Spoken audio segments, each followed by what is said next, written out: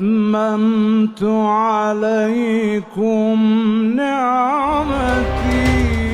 ইরানের সঙ্গে ইসরায়েলের কাছে বিপুল পরিমাণ গোপন তথ্য পাচারের অভিযোগে গ্রেপ্তার হয়ে ৩০ বছর কারাভোগ করেছিলেন। মোনালিসা হেভি ফ্লো 15 পিস প্যাকেটের সাথে 8 পিসের একটি প্যাকেট একদম ফ্রি। ইরানের সঙ্গে সম্ভাব্য সমঝোতা নিয়ে প্রেসিডেন্ট ডোনাল্ড ট্রাম্প কূটনৈতিক সমাধান খুঁজছেন।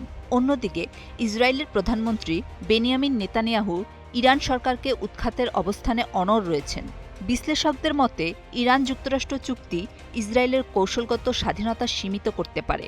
এই আশঙ্কা থেকেই তেল আবিব ওয়াশিংটনের আলোচনার অগ্রগতি নিবিড়ভাবে পর্যবেক্ষণ করছে।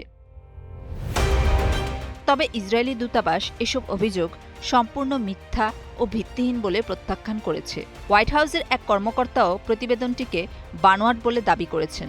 তবুও পেন্টাগনের হুমকি মূল্যায়ন বৃদ্ধি যুক্তরাষ্ট্র ও ইসরায়েলের মধ্যে ইরান নীতি নিয়ে বাড়তে থাকা মতপার্থক্যের ইঙ্গিত দিচ্ছে।